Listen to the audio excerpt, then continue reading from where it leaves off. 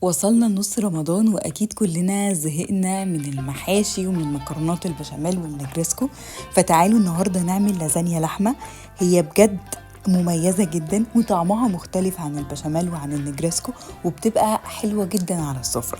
اول حاجه هنحتاجها لصوص البولونيز او للعصاج.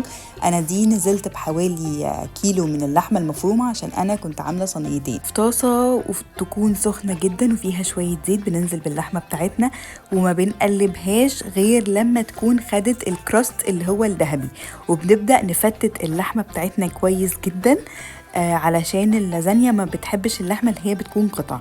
وبننزل عليهم ببصلتين يكونوا مبشورين بشر ناعم، ويا ريت يفضل يكون البصل الابيض. وبنقلب البصل شويه كده لحد ما بنحس ان البصله بدات تدوب، وبعد كده بننزل بجزرتين كبار مبشورين.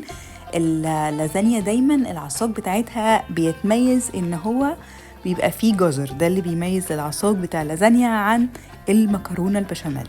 وبننزل عليهم حوالي 4 فصوص من الثوم المهروسين، وبنقلبهم كده شويه وبنسيبهم على النار حوالي دقيقتين كده، نقلب فيهم نحس ان الجزر بدأ يدوب. وبعد كده بننزل عليهم بحوالي لتر من عصير الطماطم المركز. مش بنحط يعني بنجيب حوالي، يعني جبت حوالي كيلو الا ربع من الطماطم وعصرته وما ضفتش معاه اي ميه. وبعد كده بنحط معاهم معلقتين كبار من الصلصه ونقلبهم. والتوابل بتاعتنا بتكون ما هي الا ملح وفلفل واوريجانو، برضو ده حسب الرغبه وممكن تستغنوا عنه، بس هو بيضيف طعم مميز قوي لللازانيا. ونزلت عليهم بعود من الروزماري الفريش وعود من الزعتر الفريش. وبعد كده بقى بنسيبها تكمل سواها على نار، بنهدي النار عليها جدا وبنغطيها. هي تقريبا ممكن تاخد من نص ساعة لحوالي ساعة الا ربع لحد ما تكون استوت بالكامل. وده كان شكلها بعد ما كانت الصلصة بتاعتها اتسبكت شوية وخدت سواها. نيجي بقى لصوص البشاميل. انا كنت حطيت شوية محترمين من الزبدة، ما حسبتهمش قد ايه بصراحة، ونزلت عليهم بحوالي كوباية من الدقيق. وبنبدأ نقلبهم كده مع بعض لحد ما بيدونا الشكل اللي انتوا شايفينه في الحلة ده. ممكن تحتاجوا تزودوا زبدة، تحتاجوا تزودوا دقيق، المهم توصلوا للشكل ده. وبنبدأ ننزل عليهم باللبن تدريجيا. انا زي ما قلت لكم كنت عامله صينيتين كبار، فده كان حوالي 2 لتر من اللبن او 2 لتر ونص. بنبدأ نقلب وما بنسيبش التقليب خالص عشان الدقيق بتاعنا ما يكلكعش. وبنتبلها بملح وفلفل اسود وحاجة بسيطة جدا من جوز الطيب. وبنستمر كده في التقليب لحد ما يغلي غلوة.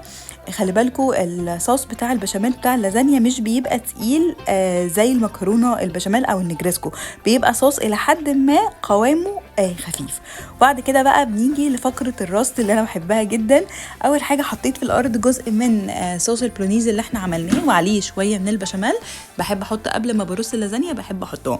ونبدأ نحط طبقات اللازانيا. انا هنا كنت جايبة النوع اللي هو سريع التحضير اللي ما بيحتاجش سلقة قبلها.